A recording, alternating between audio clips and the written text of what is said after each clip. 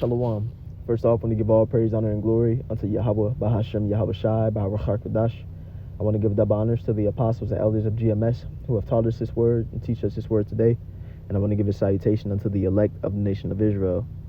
This is the brother Yatazakbar with the GMS Nebraska camp.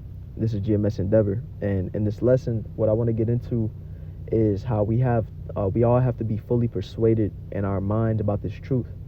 There's no room for wavering about our faith. There's no room for thinking that something else may be true. We have to know that what we believe is the 100% truth and be stable when it comes to the doctrine that we believe. When it comes to these prophecies such as the MOTB, what we see going on right now is, I deal mainly with IUIC because this is the main place that we see it going on, to where when you have the prophecy of the mark of the mark of the beast, they're unsteady with that breakdown. They're unsteady with that prophecy, and so you see the doctrine steady changing. You see an unstable foundation over there, but that's not the way to be in this truth. We have to know what the truth is. We have to know the doctrine, and we have to be rooted and have a strong foundation in it. Because as the scriptures say, 1 John 2:20, it says, "But ye have an unction from the Holy One, and ye know all things." The Holy Spirit has allowed us to receive the 100% truth, and with that, we have to believe that. We have to believe the truth that Yahweh Ba'ashem Yahweh Shai, by way of the Holy Spirit, has opened up to us. When the scriptures say the Lord is not a man that he shall lie, we have to believe that and have faith in that. But what you have is you'll have demons that creep in and Satan that are creeping, which will cause us to waver mentally, which we got to rebuke that spirit. Because demons are coming having us thinking all types of crazy stuff, and that's not off the table of having us wavering about certain beliefs. When we aren't 100% sure about something, we'll start to think something off.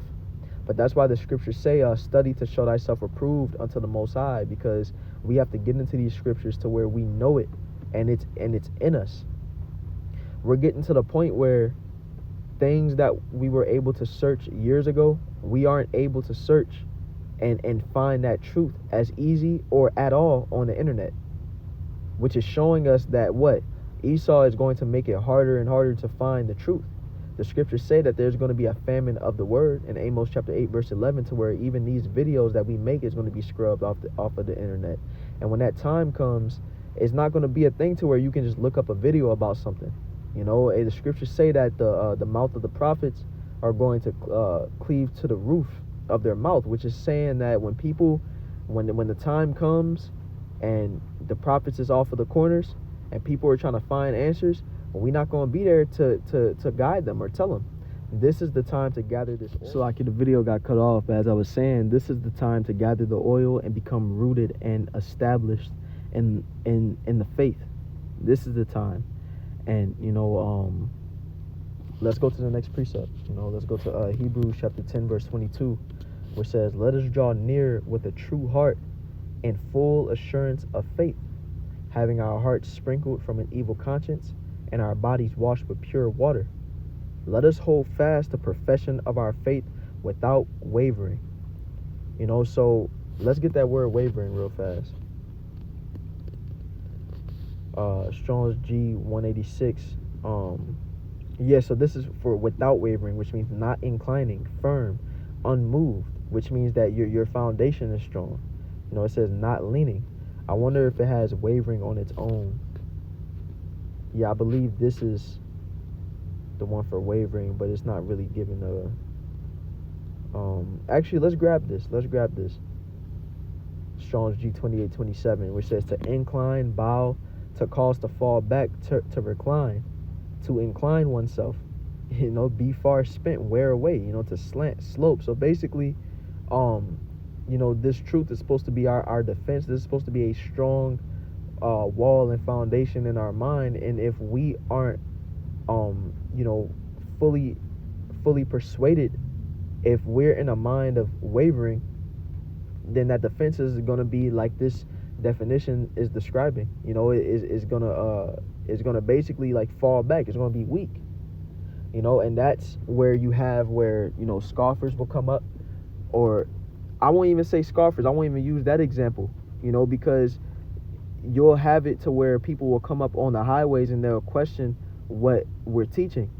You know, and questioning the truth is okay, because the way that you find the answers is by asking questions. But if we aren't fully rooted in what we believe, if we ain't, you know, on point with this truth, a person can ask questions and then we won't be able to give them answer, or we won't be fully confident in what we say. If someone leaves a question on our comment board, we won't be fully confident to answer them, because we may be in a wavering mind, or we just may not be strong in our belief. But that's why I'm not sure if I mentioned it already, but like I may have said, we have to study to show ourselves approved, like the scriptures say, you know, to study to show ourselves approved unto the Most High, a workman that needeth not to be ashamed. Because once we are getting and digging into these scriptures, you know, and the Holy Spirit is guiding us, there's nothing that nobody can say that is going to cause us to depart from the faith. We have to have that strong of belief, you know. And so let's go to James chapter 1 verse 8, which says a double-minded man is unstable in all his ways. Right? Because if there's any room and space for thinking that, you know, any part of this doctrine may not be true, there this could be that, or, you know, like we see the IUIC is setting an example with the mark.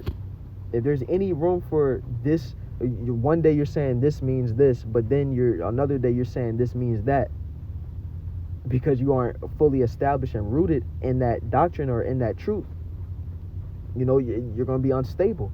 And these prophecies that we read about, these words in these scriptures ain't just words. This isn't just, you know, letters on paper. This is life.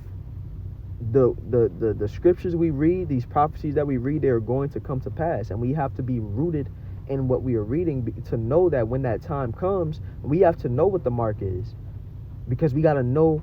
The scriptures say not to take the mark or you'll be destroyed. So we have to know what the mark is, so that when it comes, we know not to take it.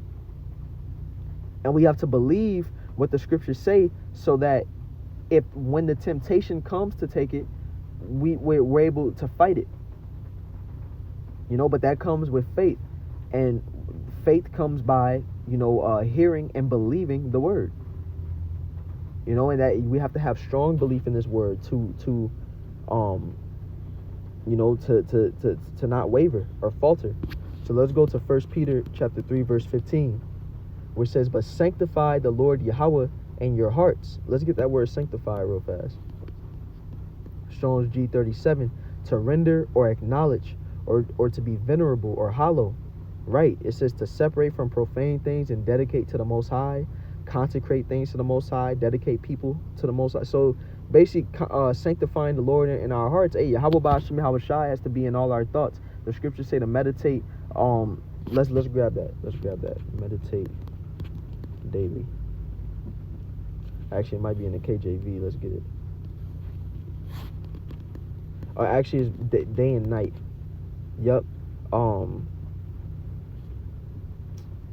We'll grab Joshua chapter 1 verse 8. This book of the law shall not depart out of thy mouth, but thou shalt meditate therein day and night, that thou mayest observe to do according to all that is written therein. For then thou shalt make thy way prosperous, and then thou shalt have good success. You know, so this book has to be written in our inward parts. This book we have to meditate upon it day and night, which means to think upon it. You know, and the Lord is supposed to guide us in all our thoughts and all our ways. And let's go back to the precept. It says, but sanctify the Lord Yahweh in your hearts, and be ready always to give an answer to every man that asks you a reason of the hope that is in you, with meekness and fear. So like I mentioned before, you're going to have people who have questions, you know, and ask certain things about the truth. And when you have that type of pushback, you really got to make sure that you're established in what you believe, because it's one thing to just preach it, but when someone is giving you pushback on it, that's when you know if you believe it or not, because you're able to give that person an answer. You know, you're able to within with confidence and with full assurance of faith, you know, come back with an answer, and with an answer in truth. Because you got scoffers, you got people like Vocab out there that's going to come with some type of you know, crazy spin on the scriptures, or some type of crazy, you know, some type of crazy doctrine, and if we ain't rooted or established, it could trip us up or cause us to waver. And that's why we have to make sure that our foundation, our root is firm in this truth, and that we really believe what we're preaching, that we're not just listening to the people around us and going with what they're saying. No, we have to be fully persuaded in our own minds. We have to know that the different things that the people around us are saying, that we know it, that we're able to go into, that we can you know, prove these scriptures. You know, we have to make sure that, you know, we're on point mentally when it comes to this word, and knowing that this word is true through the Spirit. You know, so hey, that's all I want to grab in this lesson. You know, once again, giving all praise, honor, and glory unto Yahweh, Bahashem, Yahweh Shai, Bahar Chakadash.